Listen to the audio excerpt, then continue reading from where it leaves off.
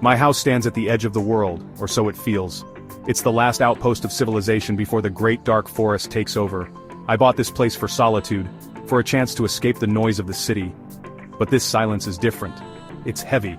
When I look out my window, all I see is a wall of black trees. They are ancient pines and oaks, so dense they block out the sun. No birds sing in their branches. No deer or foxes dart between the trunks. It's a lifeless woods, a place that seems to hold its breath, waiting for something to happen. It's an unnerving kind of quiet. Living here requires a certain mindset. You have to be comfortable with being alone, truly alone. At night, the darkness is absolute. There are no streetlights, no distant glow from a neighboring town, just the moon and the stars, when they can break through the clouds.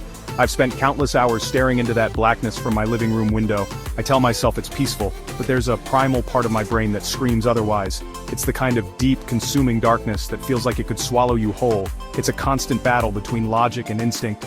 A fight to stay calm in the face of the unknown. This environment tests you. It pushes your senses to their limits. Every creak of the old house sounds like a footstep. Every gust of wind whistling through the eaves sounds like a whisper. You learn to filter out the normal sounds, the language of an old home settling. But you are always on alert. It's a survival instinct kicking in. Your body knows you are isolated. It knows you are vulnerable. The forest doesn't feel like nature. It feels like a predator, sitting silently, watching and waiting. Every day is a mental challenge, a test of my resolve against the oppressive quiet. The forest has a presence. It's not just a collection of trees, it feels like a single living entity, an ancient being that was here long before my house was built, and will be here long after it's gone. Sometimes I feel like I am the intruder, a small, insignificant creature trespassing on its territory. The silence isn't empty, it's watchful. It's the kind of silence that precedes a storm, or the moment before an animal strikes its prey. I came here seeking peace, but what I found was a constant, low-level state of alert, a feeling of being observed by something I could not see. Tonight was different. The air was still. The usual winds were absent. I was in bed trying to drift off to sleep, but my mind was racing. That's when I heard it. A faint scratching sound. It came from right outside my bedroom window. Scrape, scrape, scrape. Like a dry branch being dragged against the wooden siding. I sat up, my heart starting to pound in my chest. I held my breath, listening intently. The sound stopped. I told myself it was just an animal, even though I had never seen one here before. Maybe a raccoon. It had to be a raccoon. I crept out of bed and moved slowly towards the window. My hands were shaking slightly. I peered through the glass, my eyes struggling to adjust to the impenetrable darkness outside. I could see nothing. Not the faint outline of a tree, not the silhouette of the porch roof, just pure, unadulterated black. It was like looking into a void. The silence returned, deeper and more profound than before. This was worse than the noise. The anticipation was agonizing. I stayed there for what felt like an hour, my face pressed against the cool glass, scanning the darkness for any sign of movement. Just as I was about to convince myself it was all in my imagination, I heard a new sound, a sharp cracking noise. It was loud and violent. It didn't come from outside my bedroom window. It came from somewhere else inside the house. My blood ran cold. This wasn't the wind. This wasn't a raccoon. That was the sound of something breaking. Adrenaline surged through me, a jolt of pure primal fear. Every survival instinct I possessed screamed at me that I was no longer alone in my isolated home. Someone or something was inside. I backed away from the window, my mind scrambling. I had to check the house. I had to know what broke. My first thought was the living room window, the large pane of glass that faced the forest. I grabbed the heavy metal flashlight I keep by my bed and clicked it on. The powerful beam cut through the darkness of my room. My heart was hammering against my ribs like a trapped bird. I moved out of my bedroom, sweeping the flashlight beam across the hallway, my bare feet silent on the wooden floor. I was now hunting in my own home, and I had no idea what I was hunting for. I moved through the house like a ghost. Each room I checked was empty. The living room window was intact. The kitchen was undisturbed. The front and back doors were still locked. A sliver of relief tried to cut through the fear, but it couldn't. I knew what I had heard. It was real.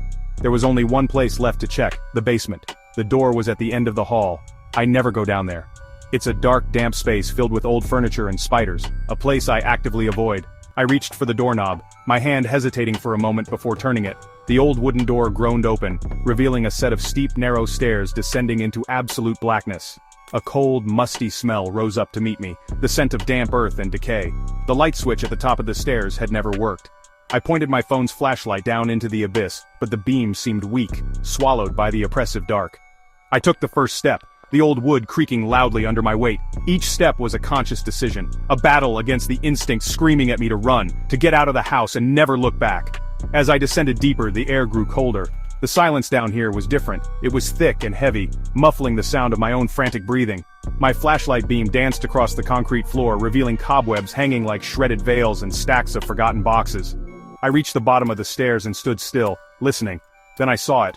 Across the room, one of the small, high basement windows was shattered. Shards of glass littered the dusty floor below it, glittering in the beam of my light. Someone had broken in. They were down here with me. My heart sank. The intruder wasn't gone. They were hiding. The basement was a maze of shadows and old junk, the perfect place for an ambush. I swept the light from corner to corner, my hand trembling so much the beam shook wildly. Every shadow looked like a person. Every shape looked menacing. I was trapped. To escape, I would have to go back up the stairs, turning my back on whatever was hiding in the darkness. The fear was paralyzing, a cold grip that held me in place. I was a cornered animal, deep in the earth, with the predator lurking somewhere nearby in the gloom. That's when I heard it. A wet, rhythmic sound. It was the sound of someone eating. Not with a fork and knife, but with their hands. A sloppy, ravenous sound. It was coming from the far corner of the basement, behind a tall stack of old storage containers. I froze, every muscle in my body tensed. The sound grew louder, more urgent. It was punctuated by the crinkling of a cardboard box. My mind reeled. Who breaks into a house just to eat in the basement? I took a hesitant step forward, my curiosity momentarily overpowering my terror. The beam of my phone light pushed deeper into the shadows. I slowly crept around the stack of containers, my light held out in front of me like a weapon. There, sitting in an old wooden chair with his back to me, was a man. He was incredibly tall, his long frame hunched over. He was completely bald, his pale scalp gleaming in the light. He was wearing tattered clothes and was shoveling food from a box of old crackers into his mouth with his bare hands. He didn't seem to notice me. He just kept eating, the crunching and swallowing sounds echoing horribly in the silent basement. My fear turned into a chilling, surreal confusion. I must have made a sound, a sharp intake of breath, because he stopped eating. The crunching ceased. For a terrifying moment, there was absolute silence again. Then, with an agonizingly slow movement, he began to turn his head. He didn't turn his body, just his neck, twisting it around at an unnatural angle. As his face came into the light, a gasp escaped my lips. One side of his face was a mess of scarred, melted-looking skin. It was a horrific burn, old and puckered. His one good eye, wide and dark, locked onto mine. There was no recognition in it, no fear, just a cold, empty void. That look broke the spell. The terror returned with the force of a physical blow. I didn't scream. I didn't think. I just ran. I scrambled back towards the stairs, stumbling over junk I couldn't see.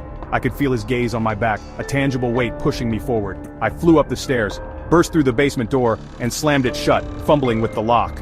I ran to the phone, my fingers barely able to dial 911. When the police finally arrived, their powerful flashlights cutting through the night, they found the basement empty. The window was still broken. The box of crackers lay on the floor. But the man was gone, vanished back into the silent, watchful forest.